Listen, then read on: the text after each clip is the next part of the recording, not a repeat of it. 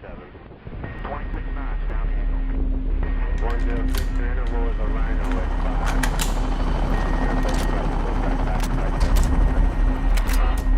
Sure, sir. 207 on flat path on course 1 mile. Sure, sir. 207 on flat path on course. In early September 2009, British journalist Stephen Farrell and his Afghan interpreter Mohammed Minardi travelled to Kunduz province in northern Afghanistan. The purpose of their visit was to investigate an American airstrike conducted on the 4th of September that targeted 2 fuel tankers being used by the Taliban.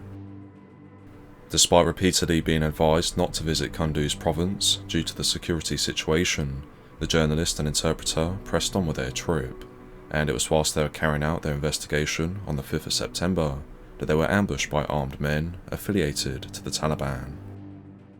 Stephen Farrell, who had previously been kidnapped in Iraq in 2004, recalls, "The Taliban arrived and forced us to wade across this river to the far bank at gunpoint. I reached the other side of the river and was immediately bound, my hands behind my back, and blindfolded very badly. They then transferred me and Minardi to a waiting car and drove into the dusty back roads. For 4 days they drove us around, sometimes with masked and turbaned motorcycle outriders and escort who had rocket-propelled grenades sticking out of backpacks in full daylight. At night they drove with headlights full on as they moved us from house to house, at least 3 different buildings a day." Several hours after their kidnapping, the British government was made aware of the situation, and soon British intelligence services were scouring through the Kunduz region in the search for the 2 men. Fortunately, it was not long before a breakthrough was achieved when, on the 8th of September, an intelligence, surveillance and reconnaissance aircraft identified a small farmhouse in the Chardara district of Kunduz province, which Farrell and Minardi were being held in. Following the identification of this farmhouse, a combined British, American and Afghan task group, which had been on standby since the 5th of September, was raised to high alert to carry out an immediate operation to free the 2 hostages. For this operation, the task group was centred around a ground element which was split into 2 groups. The first was an assault team drawn from the Special Boat Service, whilst the other group was a support contingent comprising of a detachment of Afghan soldiers and elements of the 1st Battalion, the Parachute Regiment, or the Special Forces Support Group. In addition, 3 American Chinook helicopters from the 160th Special Operations Aviation Regiment were tasked with airlifting these ground troops into the objective, whilst additional aerial assets were to be on hand to provide air support if it was needed. Unfortunately, details on the type and number of support aircraft earmarked for the operation have not been disclosed to the public, although it is known that at least 1 MQ-9 Reaper drone was assigned to the task group to provide overwatch on the compound. With this force stood ready to deploy at a moment's notice, the British intelligence services continued to monitor the situation of the hostages, and it was at some time on the 8th of September that reports were received indicating that the Taliban intended to move Stephen Farrell and Mohammed Minardi to a new location in western Pakistan. Based on this information, the British Defence Secretary Robert Ainsworth and the Foreign Secretary David Miliband briefed Prime Minister Gordon Brown on the latest intelligence updates, and on the night of the 8th of September 2009, the rescue operation was given the green light to begin. A short while later, at an undisclosed airbase in Afghanistan, the British and Afghan ground troops loaded up onto the 3 American Chinook helicopters and took off for the target compound. Flying through the night, the task group arrived over the objective in the early morning hours of the 9th of September, where, almost immediately, enemy small arms and RPG fire began to be received.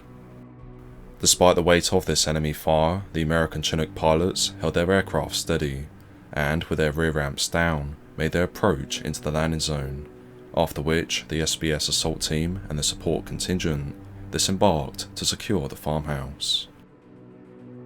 One of the first men out of the Chinooks was Corporal John Harrison, a paratrooper of the 1st Battalion, the Parachute Regiment, of the Special Forces Support Group. As soon as his aircraft had made landfall, Corporal Harrison led his men out and into the combat zone, where, within 10 seconds of leaving the helicopter, he was sadly hit by an enemy bullet and killed instantly.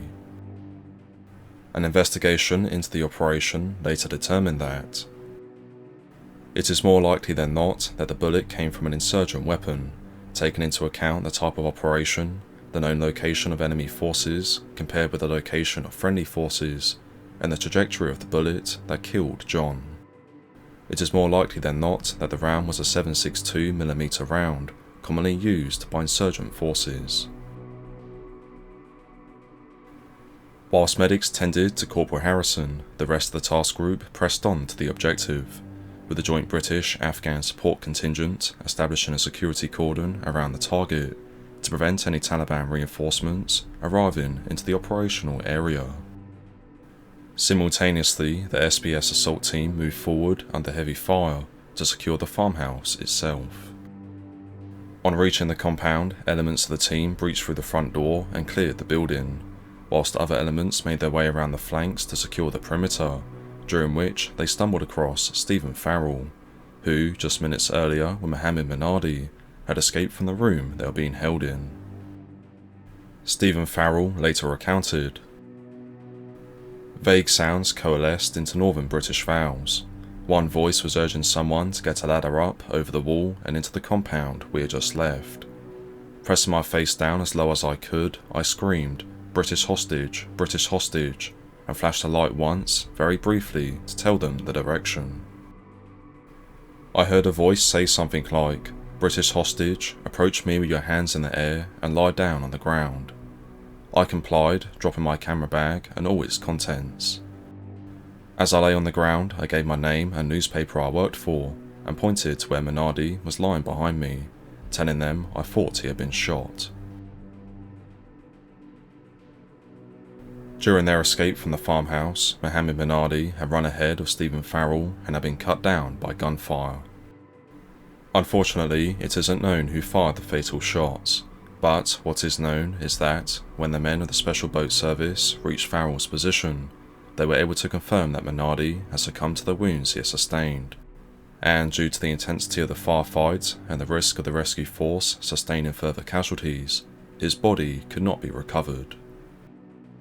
Subsequently, after Stephen Farrell had been safely secured, the SBS team extracted itself out from the target building and withdrew back to the Chinooks, after which the rescue force got airborne once again and flew out from the region. Later that day, on the 9th of September 2009, Prime Minister Gordon Brown announced the results of the operation to the British public, many of whom reacted strongly to the passing of Corporal John Harrison, who had laid down his life to save 2 individuals who had ignored strong warnings to not visit Kunduz province.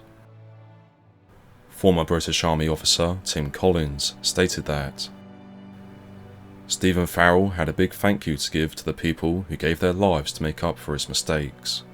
These soldiers were doing their job, but I would say Stephen Farrell would be wise not to crow too loudly about his experience, because his incompetence has cost a life.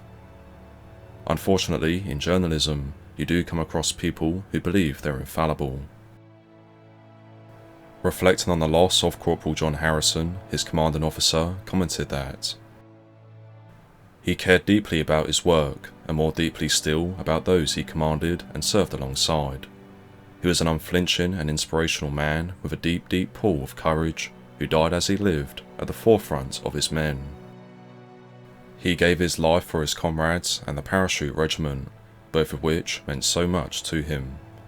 Although his passing is a sad day for us, every member of the unit counts themselves privileged to have known such a tower of strength, and we all are deeply honoured to have served alongside him.